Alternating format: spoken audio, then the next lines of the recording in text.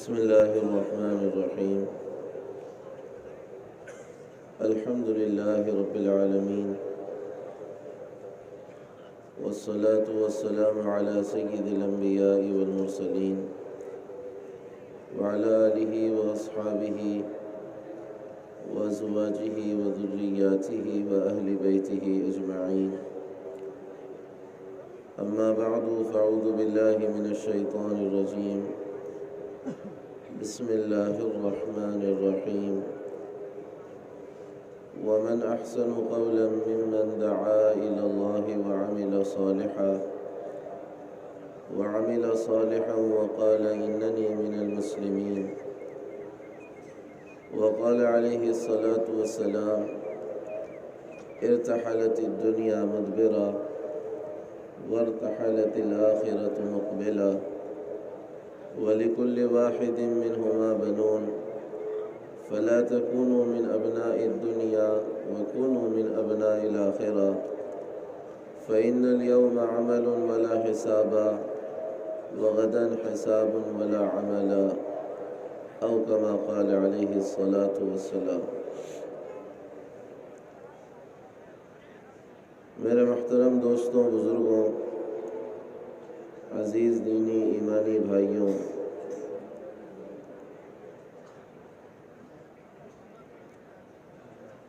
دنیا کا ضابطہ ہے کہ دنیا میں چیزیں علامتوں کے ذریعے سے پہچانی جاتی ہیں. ایک سیب اس کی علامتوں سے پہچانا جاتا ہے کہ وہ سیب ہے. ایک آم اس کی علامتوں سے جانا جاتا ہے کہ وہ آم ہے. ایک جانور اس کی علامتوں سے پہچانا جاتا ہے کہ یہ بکرا ہے، یہ بیل ہے، یہ اونٹ ہے اور یہ گائے ہے، اور یہ ہاتھی ہے اور یہ شیر ہے. ہر چیز علامتوں سے پہچانی جاتی ہے. علامتیں اس کے اندر ہوں تو اس چیز کا بھاؤ بھی لگتا ہے اور اس چیز کی تاثیر بھی ظاہر ہوتی ہے. سیب کے اندر سیب کی علامتیں ہوں تو قیمت بھی لگے گی اور کھانے کے بعد اس کا اثر بھی ظاہر ہوگا. جام کے اندر جام کی علامتیں ہوں تو قیمت بھی لگے گی اور تاثیر بھی بتائے گا. ہر چیز علامتوں سے پہچانی جاتی ہے اور صفات سے جانی جاتی ہے کہ یہ ہے. اگر کوئی کسی کو لکڑی کا آم بنا کر دے دے، مٹی کا سیب بنا کر دے دے اور اس سے کہے کہ صاحب یہ سیب ہے، لیجئے اسے خرید لیجئے اسی بھاؤ میں جو مارکیٹ میں حقیقی سیب بکتا ہے، آدمی کہے گا کہ صاحب دکھنے میں یہ سیب ضرور ہے لیکن اس کے اندر سیب کی علامتیں نہیں پائی جا رہی، اور جب اس کے اندر سیب کی علامتیں نہیں ہیں تو سیب کی تاثیر بھی اس کے اندر نہیں ہوگی. یہ دکھنے میں جام ضرور ہے لیکن یہ جام کی علامتوں سے خالی ہے، اور جب جام کی علامتوں سے خالی ہے تو جام کی تاثیر بھی اس کے اندر نہیں ہوگی. یہ دکھنے میں ناریل ضرور ہے لیکن علامتوں سے خالی ہے، اور جب علامتوں سے خالی ہے تو یہ تاثیر سے بھی خالی ہے. میرے دوستوں، ایسے ہی ہمارا ایمان ہے جو زندگی میں علامتوں سے ظاہر ہوگا. علامتیں ہیں تو بھاؤ بھی لگے گا، اور علامتیں ہیں تو یہ ایمان اثر بھی دکھائے گا، اور علامتیں نہیں ہیں تو نہ بھاؤ لگے گا نہ اثر دکھائے گا. علامتوں کے ذریعے سے اپنے ایمان کو پہچاننے کی ترغیب حضور نے دی تھی کہ دیکھو دھوکے میں نہ رہو. شیطان بڑا چال باز ہے، بڑا مکار ہے، بڑا چالاک ہے. تمہیں کلمہ ہی پڑھا کر دھوکے میں ڈال دے گا کہ اب مزید کلمے کی محنت کی کیا ضرورت ہے. تمہیں ایمان کا دھوکہ دے گا. اس کے پاس تو نورانی ڈاؤ بھی بہت ہیں. وہ تمہیں اسی دھوکے میں ڈال دے گا کہ صاحب تم نے تو کلمہ پڑھا ہے، مکتب میں پڑھا ہے، پوری تجوید سے کلمہ پڑھنا آتا ہے، پھر ایمان کی محنت کی ضرورت کیا ہے؟ ایمان اللہ کے نبی صلی اللہ علیہ وسلم نے علامتوں سے بتایا کہ دیکھو اس دھوکے میں مت رہو، ایمان کو علامتوں سے پہچانو، اور یہ علامتیں ہی ہیں جو بتائیں گی کہ تم حقیقی ایمان والے ہو یا تم مٹی کے سیب کی طرح صرف شکل والے ایمان والے ہو؟ مٹی کے سیب سے کسی کا پیٹ نہیں بھرتا، مٹی کے سیب سے کسی مریض کی بیماری دور نہیں ہوتی۔ ایسے ہی شکل اور صورت والے ایمان سے نہ دنیا کا مسئلہ حل ہوگا نہ آخرت کا حل ہوگا۔ اپنے ایمان کو علامتوں سے پہچاننا۔ ایمان کی علامتیں حضور اکرم صلی اللہ علیہ وسلم نے سامنے رکھی کہ دیکھو مومن ایسا ہوتا ہے، مومن ایسا ہوتا ہے، مومن ایسا ہوتا ہے۔ لا الہ الا اللہ جب زبان سے دل میں اترتا ہے تو یہ زندگی کو بدلتا ہے۔ وہ جو زندگی بدلتی ہے اس زندگی کی تبدیلی میں یہ چیزیں ظاہر ہوتی ہیں کہ لا الہ الا اللہ زبان سے دل میں اترا تو اب زندگی بدلی، اور یہ زندگی بدلے گی تو اس میں سب سے پہلے جو چیز ظاہر ہوگی وہ ہوگی اللہ کا خوف، اللہ کا ڈر، اللہ کی خشیت، اللہ کا ہر وقت استحضار کہ اللہ مجھے دیکھ رہا ہے۔ ایمان کی سب سے بڑی علامت ہے اللہ کا خوف، ایمان کی سب سے بڑی علامت ہے اللہ کی خشیت، ایمان کی سب سے بڑی علامت ہے اللہ کا استحضار کہ مجھے اللہ دیکھ رہے ہیں، کوئی دیکھے نہ دیکھے اللہ مجھے دیکھ رہے ہیں۔ ایمان کی سب سے بڑی علامت ہے۔ اگر آدمی اس کے اوپر ہے تو وہ ایمان میں ترقی کر رہا ہے، اگر آدمی اس سے خالی ہے تو وہ ایمان کے اعتبار سے نیچے جا رہا ہے۔ ہر گناہ کے کرتے وقت آدمی کا دل اس سے کہے کہ دیکھ کوئی دیکھے نہ دیکھے اللہ دیکھ رہے ہیں۔ ہر غلط قدم کے اٹھاتے وقت آدمی کے اندر سے آواز آئے کہ دیکھ اللہ دیکھ رہے ہیں۔ ہر ڈنڈی مارتے وقت آدمی کا اندر اس سے کہے کہ دیکھ اللہ دیکھ رہے ہیں۔ ہر نگاہ کی بے حیائی کے وقت آدمی کا دل اس سے پکارے کہ دیکھ کوئی نہیں دیکھے نہ دیکھے اللہ تجھے دیکھ رہا ہے۔ ہر گندگی کے وقت آدمی کا اندر اس سے پکار کر کہے کہ دیکھ اللہ دیکھ رہا ہے۔ رات کی تنہائیوں میں جب موبائل کے اسکرین پر گندی سائٹس کھلتی ہیں اور گندی چیزیں کھلتی ہیں اس وقت اندر سے آواز آئے کہ ٹھیک ہے تو نے کمرہ بند کر دیا، ٹھیک ہے تو نے پردے ڈال دیے، اور ٹھیک ہے تو نے اپنی کھڑکیاں بھی بند کر ڈالی، اور ٹھیک ہے تو نے ایک چادر اپنے اوپر بھی لے لی، لیکن یہ تو سوچ کہ اللہ تجھے دیکھ رہا ہے۔ اللہ کے ڈر کا نکل جانا ہی آدمی کو اللہ کا باغی بناتا ہے۔ اللہ کے خوف کا نکل جانا ہی آدمی کو گنہگار بناتا ہے۔ اللہ کے استحضار کا نکل جانا ہی آدمی کی زندگی کو بے لگام کرتا ہے۔ یہ اللہ کا ڈر تھا، اللہ کا خوف تھا، اللہ کا استحضار تھا، اور یہی وہ چیز تھی جو صحابہ کے معاشرے کو پاک صاف کیے ہوئے تھی کہ وہاں پر گناہ ہوتے نہیں تھے، اور اگر گناہ ہوتے تھے تو ان صحابہ نے ایسی توبہ کی کہ فرشتوں کو آسمان کے ان کی توبہ پہ رشک آیا۔ کیا واقعہ ہے، کتنی بار سنتے ہیں۔ رات کی تنہائی میں ماں کہہ رہی ہے کہ بیٹی دودھ میں پانی ملا دے۔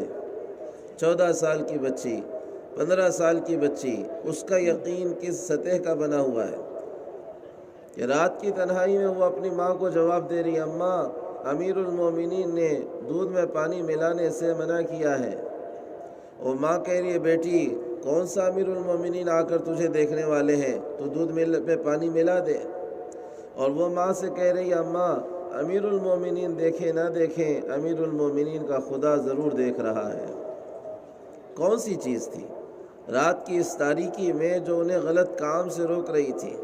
کون سا عمل تھا اور کون سی چیز کی طاقت تھی جو رات میں اس دھوکے سے انہیں روکے ہوئے تھی؟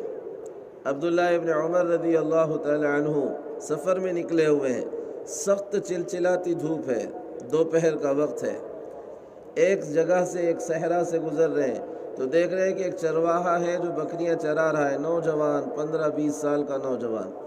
دیکھو کیا یقین تھا، اور یہ کلمہ اندر اترا تھا تو اس کی علامتیں کیسی ظاہر ہو رہی تھیں کہ دوپہر کا وقت کھانے کا ہوا تو دستر بچھایا اور کہا او چرواہے آجا ہمارے ساتھ کھانا کھا لے۔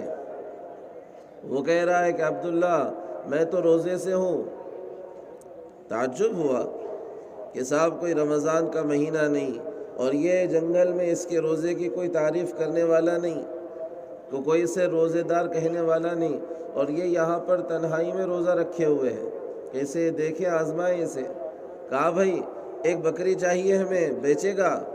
کہ نہیں ابھی مالک نے بیچنے کی اجازت نہیں دی ہے۔ تو کہنے لا بھائی پیسے لے لے، بکری دے دے، ہمیں تو آدھی بکری کی ضرورت ہے، آدھی بکری کا گوشت تجھے دے دیں گے، پیسے بھی رکھ لینا، آدھی بکری کا گوشت بھی رکھ لینا، شام گھر کے کھانے میں کام آ جائے گا۔ وہ کہنے لگا میرے مالک نے پوچھا بکری کہاں گئی تو کیا کہوں؟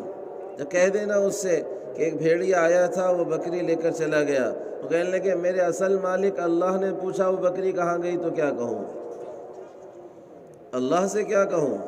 اس مالک کو تو چلا دوں گا، اس مالک کو کیسے چلاؤں گا؟ اس مالک کو تو دھوکہ دے دوں گا، اس مالک کو کیسے دھوکہ دوں گا؟ اس مالک کو تو دیوانہ اور پاگل بنا دوں گا، اس مالک کو کون دیوانہ بنا سکتا ہے؟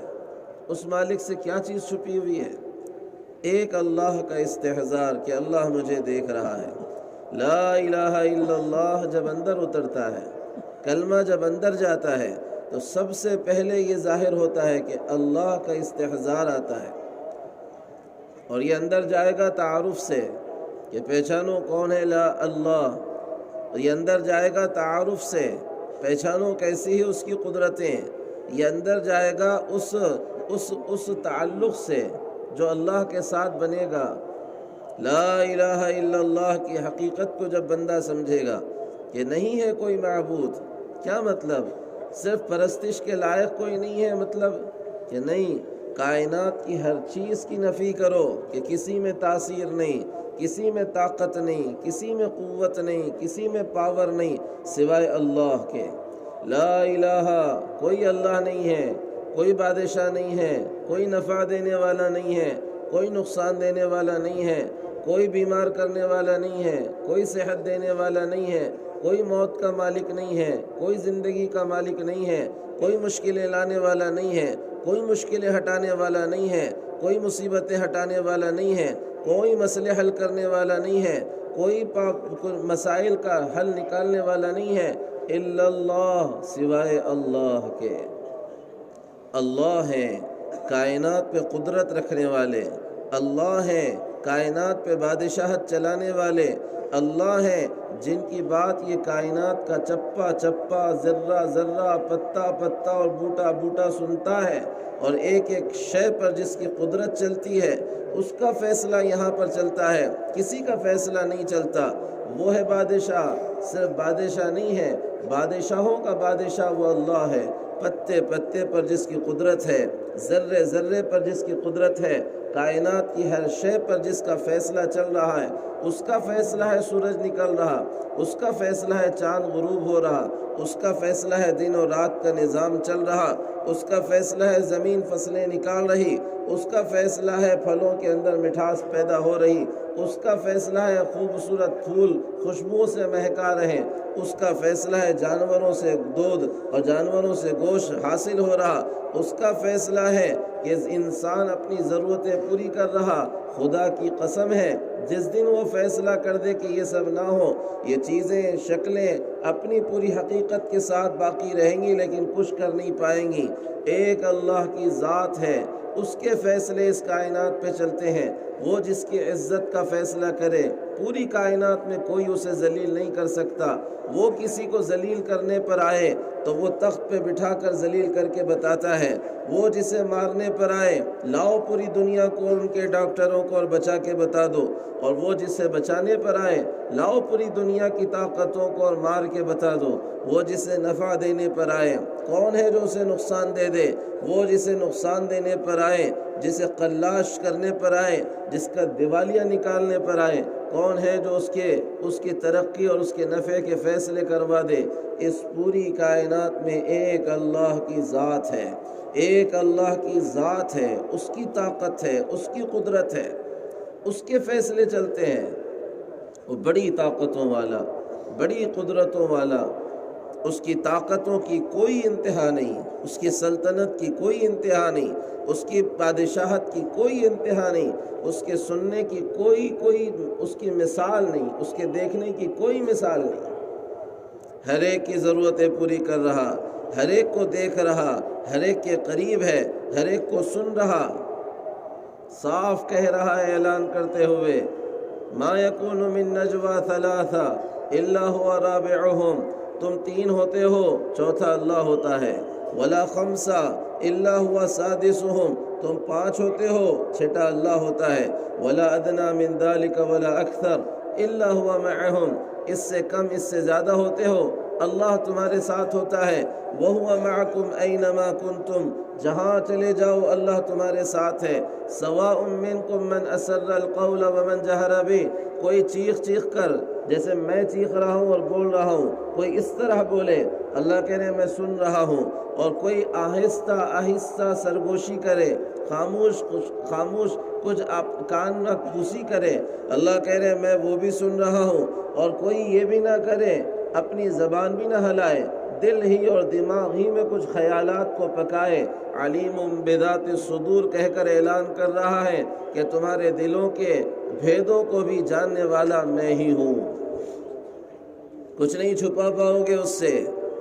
وَمَنْ هُوَ مُسْتَخْفٍ بِاللَّيْلِ وَسَارِبٌ بِالنَّهَارِ، کوئی دن کے اجالے میں چل رہا ہو اللہ کہہ رہے ہیں دیکھ رہا ہوں اسے، کوئی رات کی تاریکی میں چل رہا ہو وغیرہ میں دیکھ رہا ہوں اسے، یَرَا دَبِیبَ النَّمْلَةِ السَّوْدَاءِ عَلَى الصَّخْرَةِ السَّمَّاءِ فِی لَیْلَةِ الظَّلْمَاءِ، کالی رات ہو اور کالا پتھر ہو اور اس پر کوئی کالی چونٹی چل رہی ہو، یہ نہیں ہے اللہ کا دعویٰ کہ ہم اس چونٹی کو دیکھ رہے ہیں، اللہ کا دعویٰ ہے اس چونٹی کے چلنے پر جو لکیر پڑ رہی اور اس چونٹی کے چلنے پر جو ہلکی آواز آ رہی، ہم اس لکیر کو دیکھ رہے، اس آواز کو سن رہے ہیں۔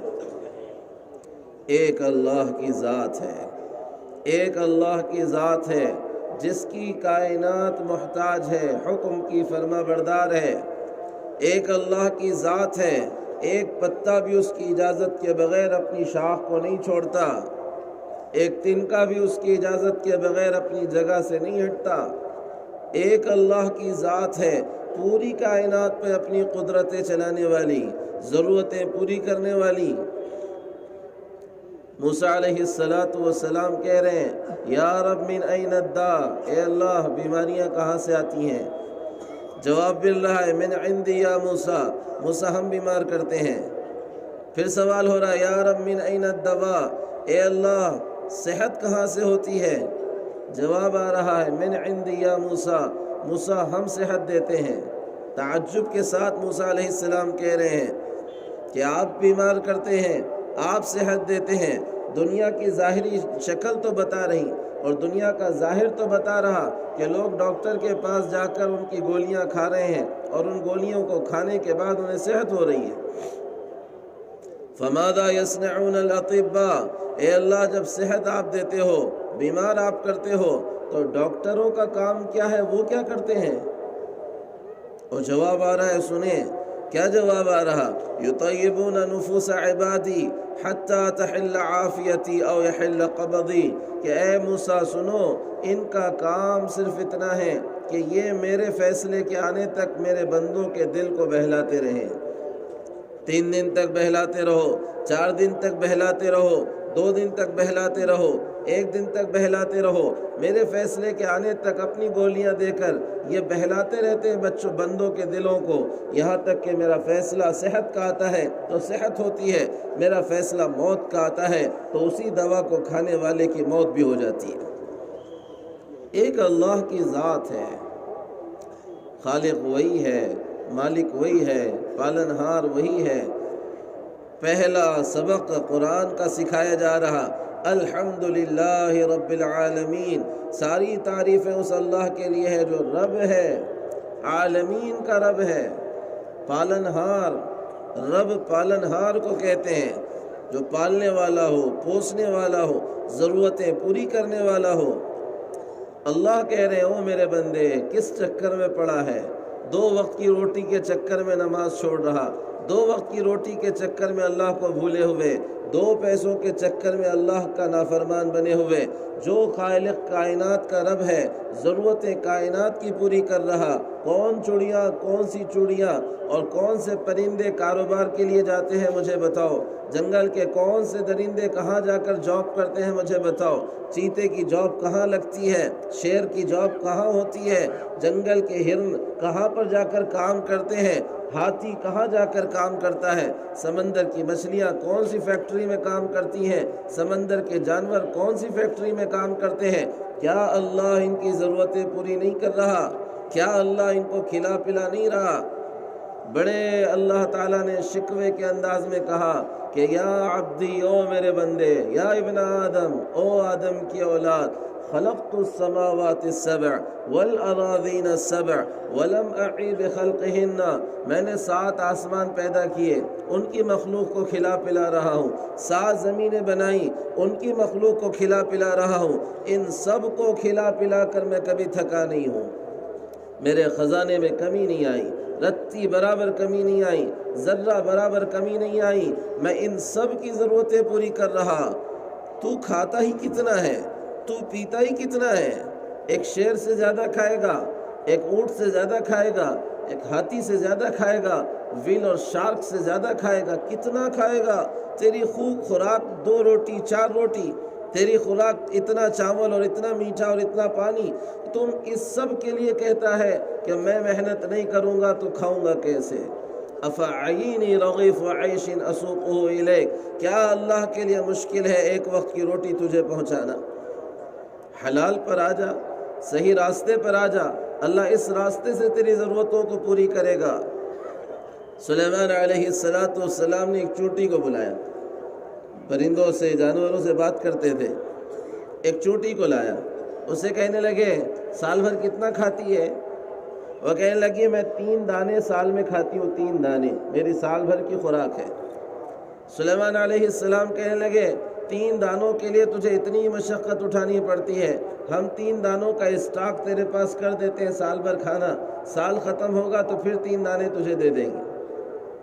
ایک کانچ کا پنجرہ بنایا اور اس کے اندر اس چونٹی کو رکھا اور 3 دانے اس کے سال بھر کی خوراک اس میں ڈال دی اور کہا 1 سال گزر جائے گا تو پھر ہم تجھے اور 3 دانے اگلے سال کی خوراک دے دیں گے۔ 1 سال گزرا، سلیمان علیہ السلام نے وہ کانچ کا پنجرہ منگایا، کہا کہ لاؤ بھائی اس کے اگلے سال کی خوراک کا انتظام کر دیں اور 3 دانے اس کو مزید دے دیں۔ وہ پنجرہ لایا گیا تو دیکھا کہ اس نے صرف 1.5 دانہ ہی کھایا ہے، 1.5 دانہ باقی ہے۔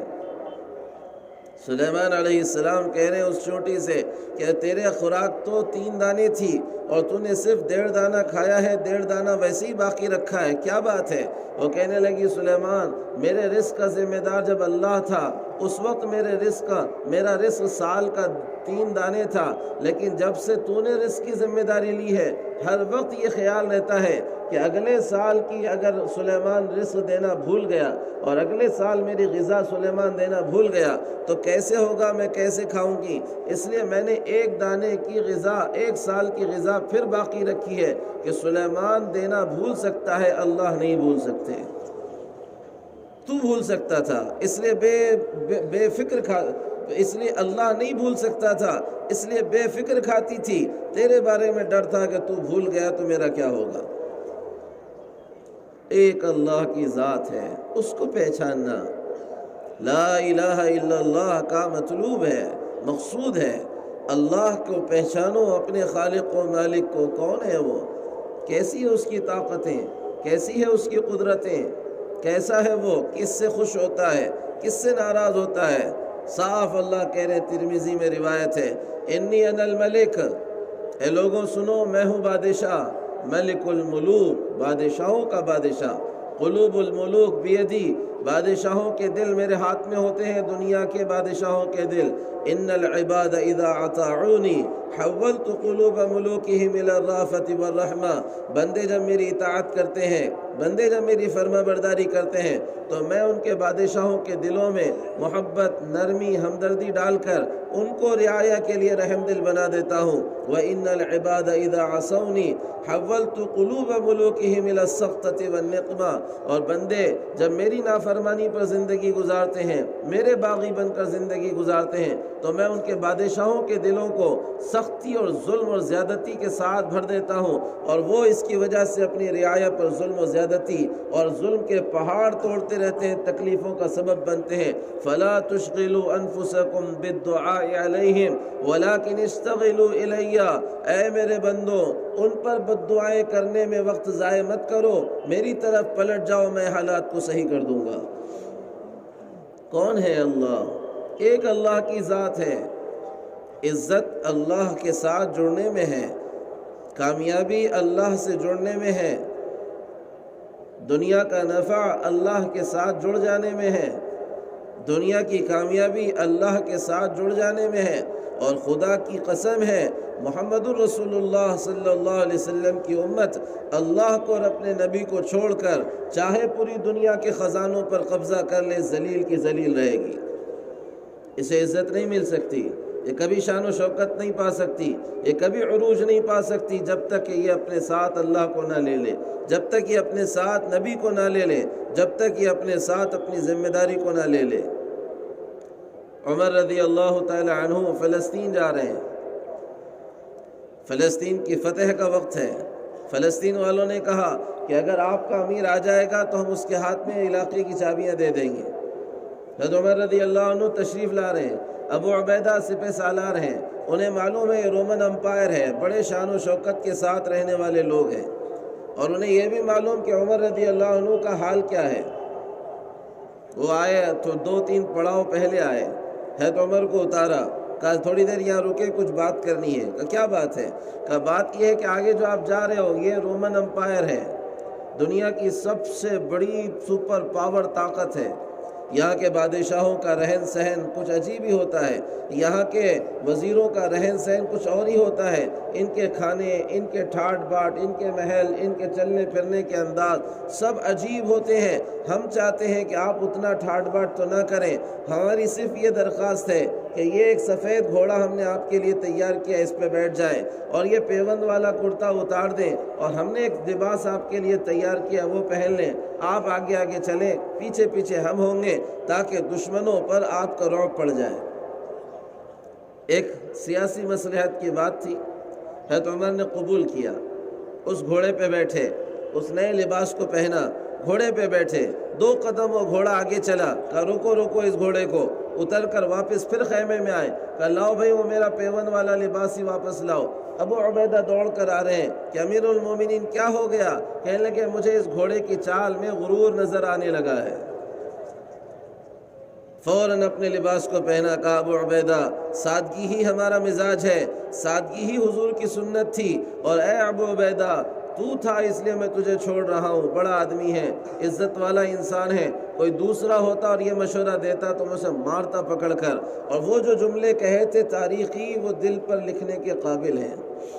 کہا تھا کننا اذل الناس، اے ابو عبیدہ ہم ذلیل لوگ تھے، بے حیثیت لوگ تھے، کون ہمیں دیکھتا تھا، کون ہمیں پڑھتا تھا، کون ہمیں سنتا تھا، کون ہم پر توجہ کرتا تھا، کون ہمیں حیثیت والا سمجھتا تھا، بے حیثیت تھے، ذلیل تھے، کوئی زندگی گزارنے کا سلیقہ نہیں تھا۔ 2 طاقتیں ان کے آزو بازو کھڑی ہیں، رومن امپائر اور پرشین امپائر، یہ دونوں کے دونوں طاقتیں کہہ رہی ہے عربوں کو سر پھرے لوگوں چھوڑو ان کے حال پہ، ان پہ حکومت کی بھی ضرورت نہیں ہے۔ ہم ذلیل تھے، کہیں عزت نہیں تھی، کہیں مقام نہیں تھا، کوئی مرتبہ نہیں تھا۔ فَأَعَزَّنَا اللَّهُ بِالْإِسْلَامِ، اللہ نے ہمیں اسلام کے ذریعے عزت دی۔ فَلَوْ تَرَكْنَا الْإِسْلَامَ وَابْتَغَيْنَا الْعِزَّةَ فِي غَيْرِهِ لَأَذَلَّنَا اللَّهُ، یاد رکھ ابو عبیدہ اسلام کو چھوڑ کر پھر کسی چیز میں ہم عزت تلاش کریں گے تو اللہ ہمیں پھر ذلیل کر کے رکھ دے گا۔ وجہ کیا ہے ذلت کی؟ مال کی کمی ہے کہ صاحب دنیا میں سب سے زیادہ مال کی فراوانی مسلمانوں کے پاس اور مسلم حکومتوں کے پاس ہے۔ ٹیکنالوجی کی کمی ہے، صاحب دنیا کی ساری ٹیکنالوجی بنتی چاہے جہاں کہیں ہو، آ کر مسلمانوں کی لونڈی کی طرح خادم بن جاتی ان کے ملکوں کے اندر۔ صلاحیت کی کمی ہے کہ صاحب سب سے زیادہ صلاحیت اس قوم کے اندر ہے، جسم اور طاقتوں کی کمی ہے کہ طاقتور قوم ہے۔ کمی کس چیز کی ہے؟ کیوں ذلیل ہے پھر بھی پوری دنیا کے اندر؟ کہ ایک چیز کی کمی ہے، ایمان و عمل کی، یہ مرا ہوا ہے۔ ورنہ یہ تھا ایمان تھا، اللہ کی ذات کا یقین تھا، عمل پر زندگی تھی، مال نہیں تھا، پیٹ پر پتھر بندھے ہوئے تھے، گھر جھوپڑے والے تھے، کوئی عالی شان نہیں تھے، ایک اینٹ کو سر کے نیچے لے کر عمر جیسا آدمی سو رہا تھا مدینہ کے اندر، لیکن رومن امپائر کا بادشاہ اپنے تخت پر جب عمر کا نام سنتا تھا تو کپ کپا کر اس کا پسینہ نکلتا تھا کہ تم نے کس کا نام لے لیا ہے۔ ایمان و عمل، اللہ کا یقین، یہ ہے عزت دلانے والا، اور یہ اگر نکل جائے تو ساری دنیا اپنے قدموں میں لا لو تب بھی اللہ ذلیل کا ذلیل ہی کرے گا۔ ایک ضابطہ ہے، ایمان پر آؤ، عمل پر آؤ، ایک ضابطہ ہے، یقین والے بنو جیسے صحابہ تھے، کہ وہ نہیں جو مٹی کا سیب ہوتا ہے، وہ نہیں جو کاغذ کا گلاب ہوتا ہے، کہ صاحب حقیقت والے بنو، حقیقی گلاب بنو۔ تعریف کی ضرورت نہیں پڑے گی، کسی مجلس میں وہ آئے گا تو مجلس کو مہکا دے گا۔ حقیقی سیب بنو، بتانے کی ضرورت نہیں پڑے گی کہ صاحب یہ سیب ہے، یہ سیب ہے، یہ سیب ہے، اور صاحب میں سیب ہوں مجھے خرید لو، کہ صاحب اس کا اندر ہی آواز لگائے گا کہ یہ حقیقت ہے۔ ایمان والا حقیقت والا بنے گا، جہاں جائے گا علاقے کو مہکائے گا، جہاں جائے گا اس کی زندگی بتائے گی کہ مسلمان اسے کہتے ہیں۔ ایمان حقیقت سے خالی ہے، تصویری بن گیا، شکلی بن گیا، ایمان حقیقت سے خالی ہے، اس لیے ایمان والے کو تعارف کروانا پڑتا ہے، ہاں بھائی میں بھی مسلمان ہوں، ورنہ اس کی زندگی تعارف کرواتی تھی کہ یہ دیکھو مسلمان جا رہا ہے۔ کسی علاقے سے یہ گزرتا تھا تو پیچھے چلنے والے محسوس کر لیتے تھے کہ یہاں سے کوئی مسلمان گزرا ہے۔ کہ ایمان کی حقیقتیں ہیں، یہ شکلوں والے ایمان سے اوپر اٹھنا اور حقیقت والے ایمان کی طرف آنا، اس کی محنت ہے، یہ دعوت کی محنت ہے۔ اس کی محنت کروائی تھی حضور اکرم صلی اللہ علیہ وسلم نے صحابہ سے، کہ حقیقت اندر آئی، کہ جب حقیقت اندر آئی تو اللہ تعالیٰ نے کائنات کو ان کے لیے مسخر کر دیا، زمین ان کا حکم سننے لگی، ہوائیں ان کی باتیں پہنچانے لگی، سمندر ان کی آواز پر لبیک کہنے لگے، جنگل کے درندے ان کی آواز پر کان دھرنے لگے، ساری کی ساری چیزیں اللہ نے ان کے لیے مسخر کر دی، کر کے بتایا جو قرن اول میں، آج اس کو سن کر ہمیں لگتا ہے کیسے ہو سکتا ہے۔ ایمان و یقین کی محنت نے انہیں یہاں پہنچایا تھا، یقین نے ان کو اس طرح بنایا تھا کہ کائنات ان کے لیے مسخر تھی۔ آج یقین کی کمزوری اس سطح پر لے گئی ہے، آج یقین کی کمزوری اس سطح پر لے گئی ہے کہ وہ باتیں سن کر شک پیدا ہوتا ہے۔ زمین ہل رہی ہے، زلزلہ آ رہا ہے، عمر رضی اللہ تعالیٰ عنہ گھر سے باہر نکل کر زمین پر پیر ایسے لے کر مار کر کہہ رہے ہیں چپ ہو جا۔ عمر انصاف کرتا ہے پھر بھی ہلتی ہے، اور وہ زلزلہ آنے والا اس ایک ٹھوکر پہ چپ بیٹھا ہوا ہے۔ آگ کسی سوراخ سے نکل رہی ہے پہاڑ کے، حضرت عمر کہہ رہے تمیم داری سے کہ تمیم جاؤ، اس آگ کو جہاں سے نکلی ہے وہاں دفن کر کے آؤ۔ ایک چرواہا جس طرح اپنی بکری کو سمیٹ کر اس کے ریوڑ میں داخل کر دیتا ہے، تمیم داری اس نکلنے والی آگ کو دونوں ہاتھوں سے سمیٹ کر اس کے سوراخ میں لے جا کر دفن کر رہے ہیں۔ دجلہ سامنے ہے، ابو ہریرہ رضی اللہ تعالیٰ عنہ کہہ رہے ہیں مدائن کا شہر سامنے تھا، پل ان دشمنوں نے توڑ دیا تھا، ہمیں فوراً پہنچنا ضروری تھا ورنہ فتح شکست میں بدل جاتی، کوئی راستہ اس کے علاوہ نہیں تھا کہ ہم اپنے گھوڑے اس دجلہ جیسی بہت ڈیپ والی ندی کے اندر اپنے گھوڑے ڈال دیں۔ ہم نے اللہ کا نام لیا اور ہم نے اس دریا میں اپنے گھوڑے ڈالے، اس کنارے سے اس کنارے ہم 1000 سے زائد لوگ پہنچ گئے، اور خدا کی قسم ہے ہمارے گھوڑوں کے ٹاپوں کو اور کھروں کو پانی کا قطرہ بھی نہیں لگا۔ اندلس افریقہ کے جنگل میں جا کر عقبہ بن نافع ایک پہاڑ پہ کھڑے ہو کر آواز لگا رہے ہیں ایھا السباع والحشرات، اے جنگل کے درندوں چرندوں پرندوں، نحن اصحاب رسول اللہ صلی اللہ علیہ وسلم، ہم محمد صلی اللہ علیہ وسلم کے صحابہ ہیں، ارحلوا فإنا نازلون، یہاں سے نکل جاؤ اور یہاں سے جنگل کو خالی کر دو، ہمیں یہاں چھاؤنی بنا کر رہنا ہے، یہاں سے نکل جاؤ، 3 دن کی مہلت دیتے ہیں، فمن وجدناہ بعد قتلناہ، 3 دن کے بعد جسے پائیں گے اسے قتل کریں گے، تو یہ مت کہنا کہ محمد کے صحابہ نے تم پر ظلم کیا ہے۔ 40 بربر قبیلے بازو آباد ہیں، اور وہ اس آواز کو سن کر ہنس رہے ہیں اور کھلکھلا رہے ہیں، ٹھٹے مار رہے ہیں اور کہہ رہے ہیں دیکھو کون سے پاگل آ گئے پتہ نہیں، جنگل میں کھڑے ہو کر جنگل کے درندوں سے خطاب کر رہے ہیں۔ ان کی آواز یہ درندے کیسے سنیں گے؟ ان کی آواز یہ چیتا اور یہ شیر کیسے سنے گا؟ ان کی آواز یہ سانپ اور بچھو کیسے سنیں گے؟ ان کی آواز یہ کیڑے مکوڑے کیسے سنیں گے؟ 3 دن کا وقت گزرا ہے، سارے کے سارے بربر قبیلوں نے دیکھا 17 کلومیٹر کا جنگل سارے کے سارے تقریب دہ جانوروں سے خالی ہو چکا تھا، اور سارے جانور اپنے بچوں کو لے لے کر اس جنگل سے باہر نکل رہے تھے۔ اس منظر کو دیکھ کر 40 سے زائد بربر قبیلوں نے کہا ہم گواہی دیتے ہیں اللہ ایک ہے، محمد اللہ کے نبی ہیں۔ کون سی چیز ان کی آواز سن رہی تھی؟ کون سی چیز ان کی آواز پر لبیک کہہ رہی تھی؟ اور کیا وہ طاقت تھی کہ سمندر ان کی آواز سن رہے، درندے ان کی آواز سن رہے، زمین ان کی آواز سن رہی؟ خطبہ دیتے ہیں لیے کھڑے ہوئے ہیں حضرت عمر، جمعہ کا خطبہ چل رہا ہے اور خطبے کے درمیان آواز لگا رہے ہیں یا ساریہ الجبل، یا ساریہ الجبل، او ساریہ جو عراق کے علاقے میں مہم میں لگا ہوا ہے، ذرا اپنے پیچھے پہاڑ کی طرف چلے جا، اپنے پیچھے پہاڑ کی طرف چلے جا۔ سارا مجمع حیران ہے کہ کیا کہہ رہے ہیں، خطبہ الگ چل رہا ہے اور بیچ میں کچھ بول رہے ہیں، سب چپ ہے۔ ایک وقت گزرا، وہ ساریہ کا لشکر واپس آیا تو وہ کہنے لگا خدا کی قسم ہے فلاں دن جمعہ کا دن تھا، ظہر کا وقت تھا، ہم لوگ ہارنے پر ہی تھے، ہم نے اچانک آواز سنی کہ عمر کہہ رہے ہیں کہ ساریہ پہاڑ کے پیچھے جا کر پھر سے حملہ کر دے، ہم نے وہی کیا، ہم نے کامیابی حاصل کر لی۔ کوئی موبائل نہیں، کوئی انٹرنیٹ نہیں، کوئی ٹیلی فون نہیں، کوئی لاسلکی نہیں، کچھ نہیں، آواز پہنچا رہی ہے ہوائیں ان کی، تابع ہیں، کیونکہ یہ اللہ کے بندے بنے تھے، یہ اللہ کے غلام بنے تھے، یہ اللہ کے نوکر بنے تھے۔ اللہ نے دنیا ان کی نوکر بنا کر، ان کی لونڈی بنا کر ان کے قدموں میں ڈال دیا تھا۔ ہم اللہ کو بھول کر دنیا کے نوکر بنے ہوئے، دنیا کے غلام بنے ہوئے، چیزوں اور شکلوں کے غلام بنے ہوئے، اللہ نے دنیا کو ہم پر مسلط کر دیا۔ میرے دوستوں، ایک بنیاد ہے، ایمان اس کی حقیقت کے ساتھ اندر آئے۔ یہ جب اندر حقیقت کے ساتھ آئے گا، اجتماعی زندگی میں آئے گا، اللہ اجتماعی امت مسلمہ کو عزت سے نوازیں گے، اور یہ انفرادی زندگی میں آئے گا، اللہ انفرادی اس کو عزت سے نواز کر بتائیں گے۔ ایک ہی ہے کامیابی کا راستہ، اور وہ ہے ایمان، وہ ہے اعمال، یہ ہے راستہ، اس پر آؤ اور حقیقت کو پہچانو کہ کیا ہے ایمان، کیا ہے ایمان کی علامتیں، کیا ہے ایمان کی صفتیں۔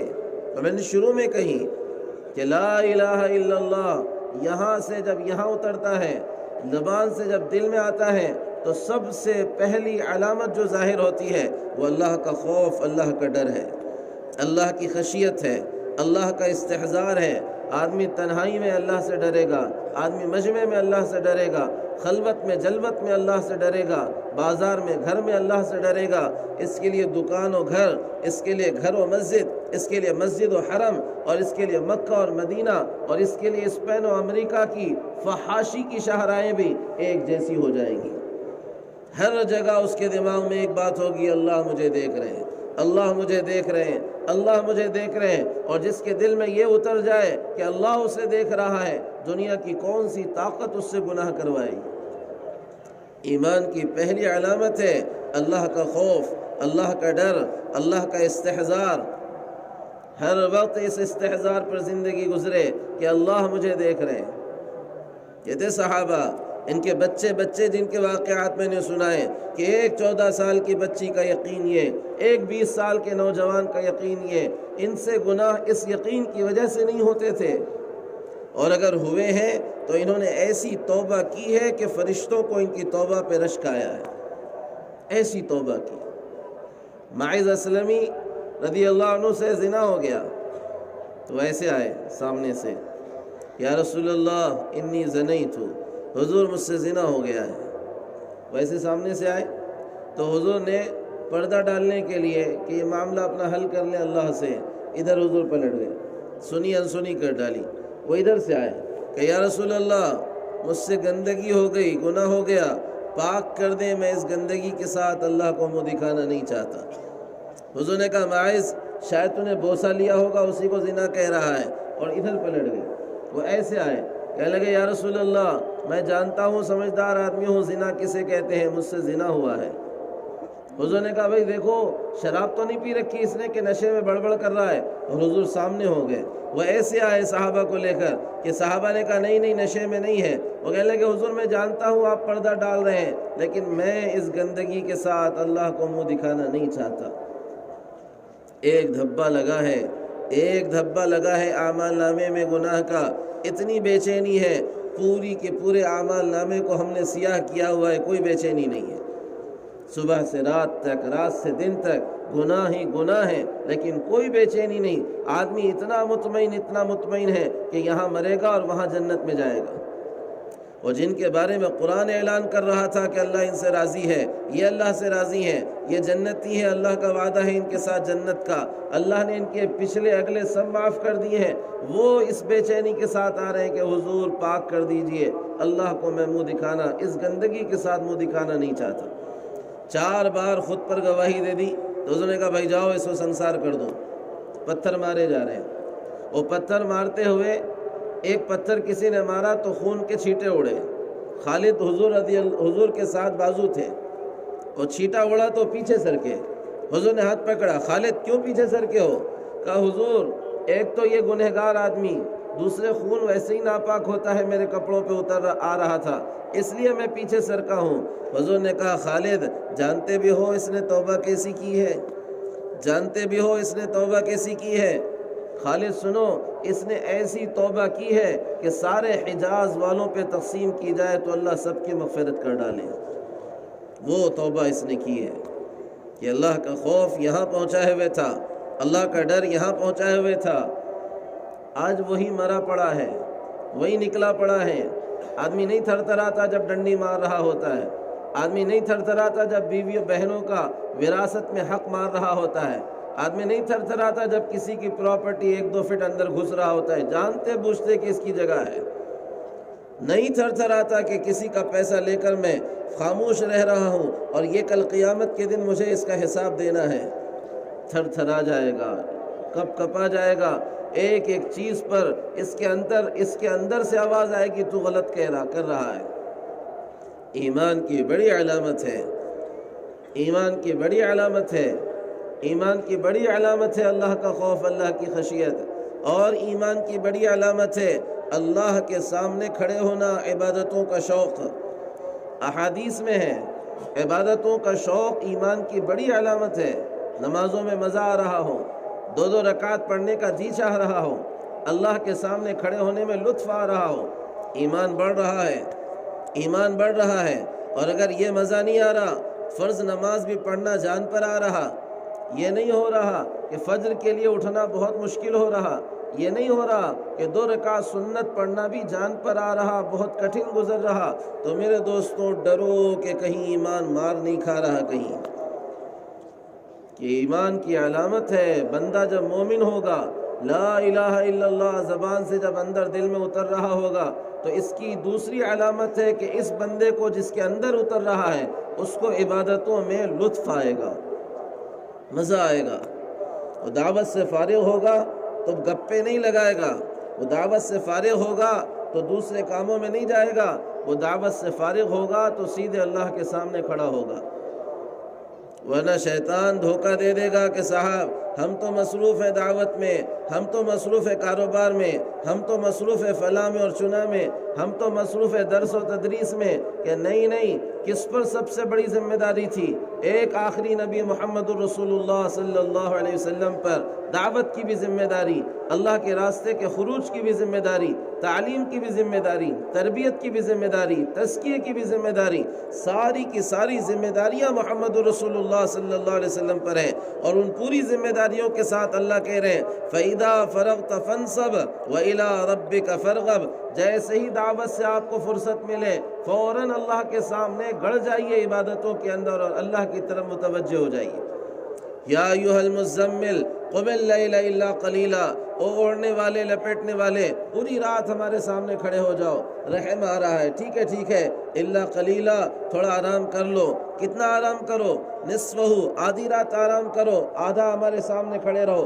اب انقص منہ قلیلا، ارے چلو آرام میں سے تھوڑا کم ہی کر لو، ہمارے سامنے بڑھ جاؤ۔ اور پھر کہا جا رہا ہے رحم کر کے او زد علیہ، نہیں انسان ہو، تمہارے ساتھ بھی بشری تقاضے ہیں، ٹھیک ہے آرام بڑھا لو، ہماری عبادتیں کچھ کم کر لو۔ کس انداز میں کہا جا رہا ہے کہ اللہ کے سامنے کھڑے رہو، کھڑے رہو، کھڑے رہو؟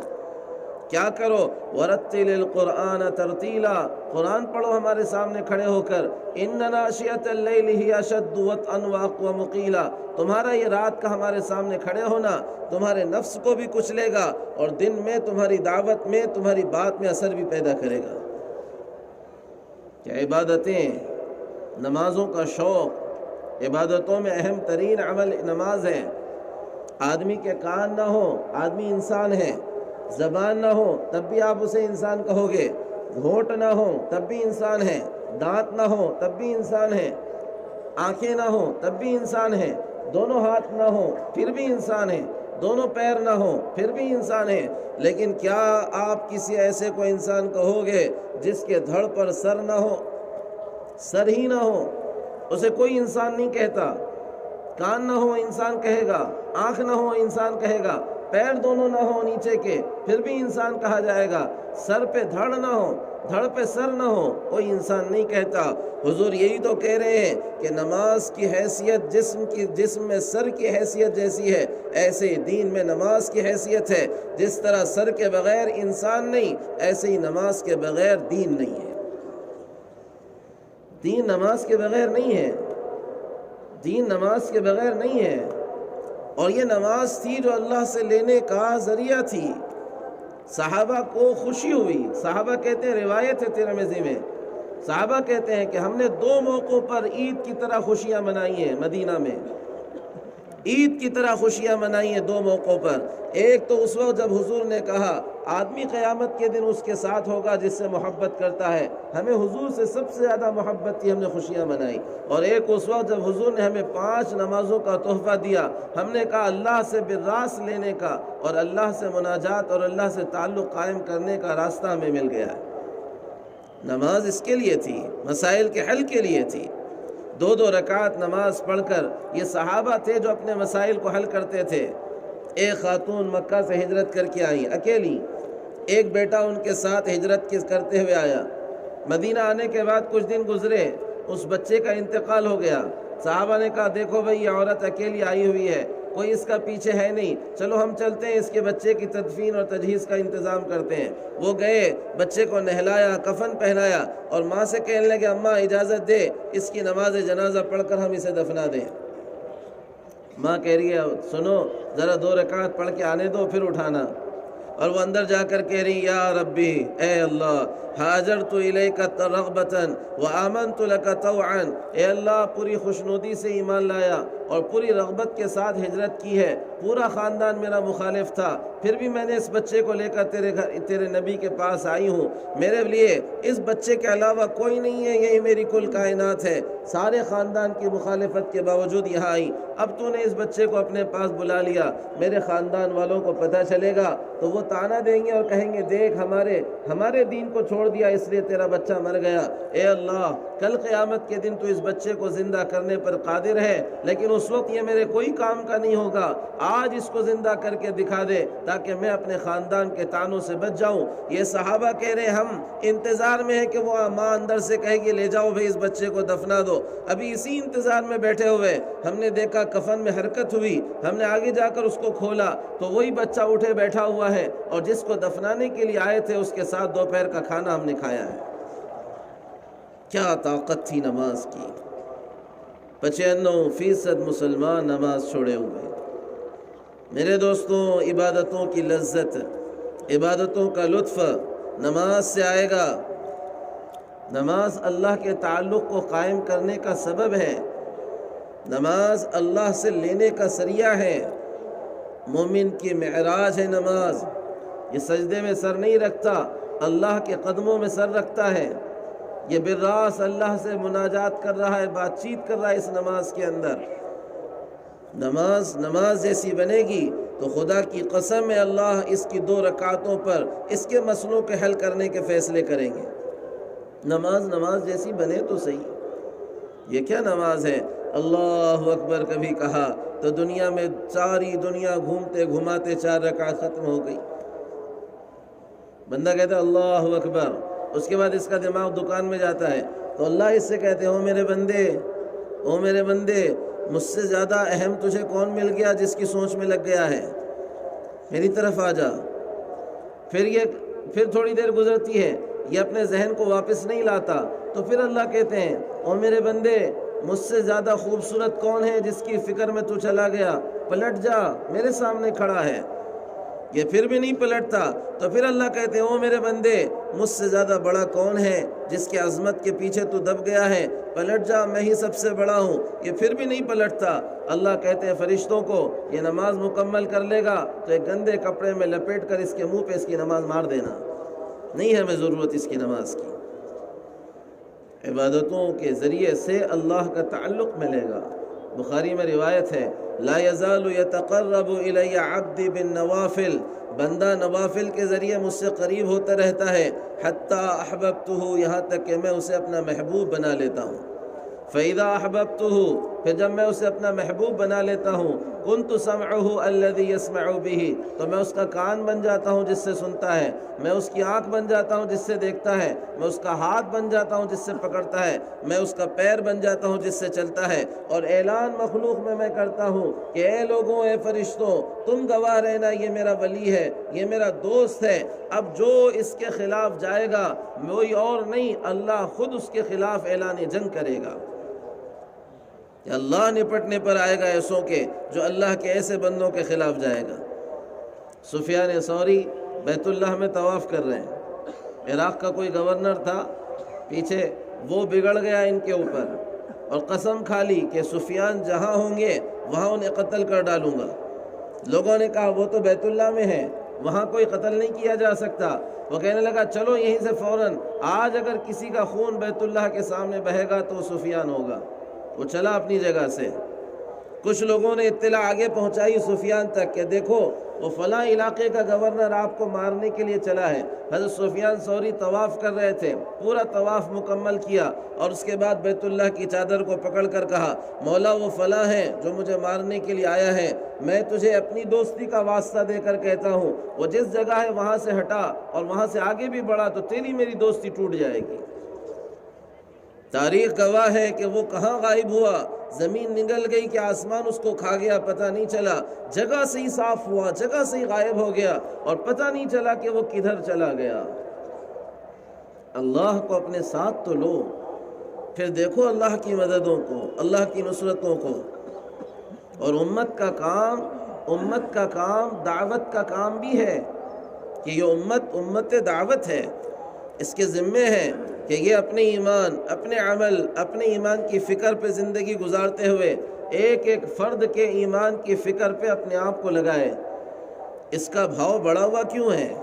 اس کے بھاؤ کو بڑھانے کی وجہ کیا ہے کہ یہ داعی امت ہے، اس کا بھاؤ اس لیے بڑھا ہے۔ کیوں کہا کنتم خیر امہ، تم بہترین امت ہو؟ کیوں بہتر ہو بھائی؟ کچھ تمہارا ڈیل ڈول الگ ہے، چہرہ الگ ہے، دانت کچھ زیادہ آ گئے، کان کچھ زیادہ آ گئے، ناک 2-4 ہو گئی، کیا وجہ ہے؟ بہتر کیوں ہو؟ وجہ بتائی آگے قرآن نے خود، اخرجت للناس، اس لیے کہ تمہیں انسانیت کے نفع کے لیے نکالا گیا ہے، تمہارے ذمہ دعوت کا کام ہے، اس لیے اللہ نے تمہیں خیر امت کہا۔ عمر رضی اللہ تعالیٰ عنہ صاف کہتے تھے اے لوگوں اس آیت کو پڑھ کر دھوکے میں مت آؤ کہ ہم چاہے کچھ کر لیں ہم خیر امت ہیں۔ یہ تو یہودیوں کا طریقہ تھا کہ وہ گناہ کر کے کہتے تھے نحن ابناء اللہ و احباؤہ، ہم اللہ کے بیٹے، اللہ کے محبوب ہیں، ہم کچھ کر لیں ہمیں تو جنت میں ہی جانا ہے۔ تم اس دھوکے میں نہ پڑو جو شاید یہودیوں کو دھوکہ لگا تھا کہ ہم خیر امت ہیں، ہم محمد کی امتی ہیں، ہم محمد صلی اللہ علیہ وسلم کی امتی۔ نہ اللہ کے پاس ضابطے ہیں، اللہ کے پاس شرطیں ہیں۔ اللہ نے وہ شرط یہاں بھی رکھی ہے کہ تم خیر امت ہو ایک شرط کے ساتھ کہ تم دعوت کا کام کرو۔ اگر تم دعوت کا کام کرو گے تو خیر امت ہو، اگر تم دعوت کا کام نہیں کرو گے تو تم خیر امت بھی نہیں رہو گے۔ میں نہیں کہہ رہا ہوں، عمر رضی اللہ تعالیٰ عنہ کہہ رہے ہیں کہ دعوت کے ساتھ تمہاری خیر چھپی ہوئی ہے۔ دعوت ارتداد کے راستوں کو بند کرنے کا سبب ہے۔ امت مرتد ہو رہی ہے، مرتد۔ امت کے سامنے جتنے مسائل اس وقت ہیں ان سب میں سب سے بڑا مسئلہ امت کے ارتداد کا ہے۔ اس کے جوان، اس کی بچیاں، اس کے کالج میں لڑکے، اس کے جوان لڑکے وہ ایتھسٹ اور دہریت کی طرف بھاگ رہے ہیں۔ چمکنے والی ٹوپیوں پر میرے دوستوں خوش مت ہو جاؤ، جمعہ میں جمع ہونے والے اماموں اور صافوں پر خوش مت ہو جاؤ۔ ان اماموں، ان کرتے پاجاموں کے درمیان صورتحال یہ ہے کہ دل اللہ کی ذات کے بارے میں بھی شک میں پڑا ہوا ہے۔ میرے پاس ایسے نوجوان آئے، مجھے تعجب ہوا کہ یہ کیا ہو رہا ہے کہ میرے پاس ایسے نوجوان آئے، اچھے علاقے کے، اچھے شہر کے، اچھے خاندان کے، وہ کہنے لگے مولانا ملنا چاہ رہے تھے بہت دنوں سے، لیکن ایک شرم ہو رہی تھی، ایک ڈر ہو رہا تھا، لیکن آخر کار ہم آ ہی گئے ہیں۔ میں نے کہا بے تکلف کہو کیا مسئلہ ہے؟ میرے ذہن میں یہ تھا کہ یہ اس کا مسئلہ پوچھیں، اس کا مسئلہ پوچھیں، نماز کا مسئلہ پوچھیں۔ وہ کہنے لگے مولانا ہمارے سامنے مسئلہ یہ ہے کہ ہم نے یوٹیوب پہ اس پہ بیانات سنے ہیں، اور ہم نے اب ہمارے دلوں کی حالت یہ پائی ہے کہ ہمیں اللہ کی ذات کے بارے میں ہی شک ہو گیا ہے۔ امت کدھر جا رہی ہے؟ نسلیں تباہ ہو رہی ہیں، نسلیں۔ کھانے کا، پینے کا، رہنے کا، گھر کا، شہریت کا، فلاں کا، چنا کا، ان سارے مسائل کے سامنے ایک مسئلہ سب سے بڑا ہے کہ ارتداد کا مسئلہ آیا ہوا ہے۔ بغیر کلمے کے امت جا رہی، بغیر دین کے امت جا رہی، بغیر ایمان کے امت جا رہی، نبی کی پہچان کے بغیر ہزاروں لوگ روزانہ اس دنیا کو رخصت کر رہے ہیں۔ کون ان کی فکر کرے گا؟ امت پر تھی ذمہ داری کہ یہ اٹھیں اس کے لیے۔ اجر ان کا اس لیے بڑھایا تھا، مقام ان کا اس لیے بڑھایا تھا، سب سے زیادہ اجر و انعام کے وعدے اس لیے کیے تھے دعوت کے ساتھ۔ ایک وقت کا سر میں دکھ جانا، کیا کہہ رہے ہیں حضور؟ تم اللہ کے راستے میں نکلے ہوئے ہو، سر میں تھوڑی دیر تکلیف ہوئی، اللہ کہتے ہو میرے فرشتوں میرا بندہ اللہ کے میرے راستے میں چل رہا ہے، اس کے سر میں تکلیف ہوئی ہے، اس تکلیف کا اجر اس کے علاوہ میں نہیں دوں گا کہ میں نے اس کے پچھلے سارے گناہ معاف کر دیے ہیں۔ ایک رات کا بخار، ایک دن کا بخار، اللہ کہہ رہے ہیں اس کا اجر اس کے علاوہ نہیں ہے کہ اللہ بندے کے سارے گناہ معاف کر دیتا ہے، سارے گناہ۔ ایک خاتون آئیں، کہنے لگی یا رسول اللہ صلی اللہ علیہ وسلم میرا شوہر اللہ کے راستے میں چل رہا ہے، بیوی کو اجر برابر کا ملتا ہے اس کے شوہر کے اللہ کے راستے میں جانے پر، یہ تو ضابطہ ہے، لیکن انہوں نے سوال تقابل کا کیا تھا، مقابلے کا، دونوں کے ساتھ کمپیر کرنے کا کہ حضور اللہ کے راستے میں میرا شوہر چل رہا ہے، کوئی عمل بتا دیں جس عمل کو کر کے میں اس کے برابر ثواب حاصل کر لوں۔ سننا ذرا، عجیب حدیث ہے، کوئی عمل بتا دیں اس کے برابر میں اس عمل کے ذریعے سے ثواب حاصل کر لوں۔ حضور نے کہا اس کا ثواب حاصل کرنا چاہتی ہو؟ کہاں؟ اللہ کے نبی نے کہا کیا ایسا کر سکتی ہو کہ تم اس کے جانے کے بعد اللہ اکبر کہہ کر کھڑی ہو جاؤ اور جب تک وہ واپس گھر پہ نہ آئے تب تک اسی طرح نماز میں کھڑی رہنا، 6 مہینے، 8 مہینے، 10 مہینے، 1 سال اللہ اکبر قیام میں کھڑی ہوئی ہے، سجدے میں کھڑی ہوئی۔ اور اگر تم یہ کر لو کہ اس کے جانے کے بعد روزہ رکھنا شروع کر دو اور اس کے آنے تک ایک دن ایسا خالی نہ جائے کہ جس میں تم نے روزہ نہ رکھا ہو، کہنے لگے حضور یہ کیسے ہو سکتا ہے؟ پورا دن پوری رات نماز پڑھوں، پورا دن روزے سے رکھوں اور 6 مہینے 8 مہینے جب وہ واپس آئے تب تک یہ سب کروں، یہ کیسے ہو سکتا ہے؟ اللہ کے نبی کہہ رہے ہیں فرض کر لو تم نے یہ کر بھی لیا، سنو، کہہ رہے فرض کر لو تم نے یہ کر بھی لیا کہ 6 مہینے تک اللہ اکبر کہہ کر کھڑی رہی، 6 مہینے تک ایک دن کا روزہ نہیں چھوڑا، تب بھی سننا اس نے جو عمل کیا ہے اللہ کے راستے میں اس کے 1000ویں درجے کا ثواب بھی تجھے نہیں مل پائے گا۔ کس مقام کی بات ہو رہی؟ دعوت کی وجہ سے، اللہ کے راستوں کی نقل و حرکت کی وجہ سے۔ عبد الرحمن بن عوف 30 غلام آزاد کر رہے ہیں، 30 غلام آزاد کیے، ایک غلام کے آزاد کرنے پر حضور نے کہا اللہ بندے کو جہنم سے آزاد کر دیتے ہیں۔ 30 غلام آزاد کیے، ایک آدمی نے آ کر کہا عبد الرحمن آج آپ سے زیادہ ثواب اور نیکیاں کمانے والا کوئی نہیں ہوگا۔ عبد الرحمن بن عوف کہنے لگے کہ مجھ سے زیادہ ثواب کمانے والا بتاؤں کون ہے؟ یعنی آپ سے زیادہ ثواب؟ 30 غلام ایک مجلس میں آزاد کرنے والا، اس سے بڑا ثواب کس نے کمایا ہوگا آج؟ کہنے لگے مجھ سے زیادہ ثواب اس شخص نے کمایا ہے جو اللہ کے راستے میں چل رہا، اپنی سواری پر بیٹھا ہوا، اس کے ہاتھ میں اس کا کوڑا تھا، وہ سواری چل رہی تھی، چلتے چلتے اسے اونگ آئی، اور اونگ آنے کی وجہ سے اس کا کوڑا اس کے ہاتھ سے نیچے گرا، اس پر وہ ایسے بچکا، اور تکلیف اس کو ہوئی کہ اب اتر کر اٹھانا پڑے گا۔ جو تکلیف اس کو ہوئی ہے اس پر جو اللہ اس کو اجر و انعام دے گا، عبد الرحمن کے 30 غلام کے آزاد کرنے کا ثواب اس کے سامنے پھیکا پڑ جائے گا۔ میرے دوستوں، امت کا کام ہے دعوت کا کام، چلو پھرو۔ خدا کی قسم ہے، مولانا یوسف صاحب رحمۃ اللہ علیہ کہتے تھے کہ اللہ تعالیٰ اس محنت کا اجر و انعام تمہیں بتا دے گا، اگر خواب میں ہی بتا دے تو تمہارے کلیجے پھٹ جائیں گے۔ کیا دے گا اللہ، کیا دے گا اللہ؟ ایک جنتی اپنی جنت میں ہوگا تو وہ اوپر ایک چمک آئے گی، ایک روشنی پھیلے گی، تو کہے گا اللہ کی تجلی ہے، چلو سجدہ کریں، چلو سجدہ کریں۔ اس کے جو خادم فرشتے ہوں گے اس کا ہاتھ پکڑیں، بھائی رک جا، اللہ کی تجلی نہیں ہے۔ میں کہا پھر کیا تھا؟ یہ چمکا تھا اوپر، اللہ کی تجلی نہیں ہے۔ کہا نہیں اللہ کی تجلی نہیں۔ کہا کیا تھا؟ کہا یہ تیرے سے اوپر کا جو جنتی ہے اپنی بیوی کے ساتھ بیٹھ کر ہنسی مذاق کر رہا تھا، ان کے دانت جو کھلے ہیں وہ دانت کی چمک ہے، ان کی مسکراہٹ کی چمک ہے، جس کو تو اللہ کی تجلی کہہ رہا ہے۔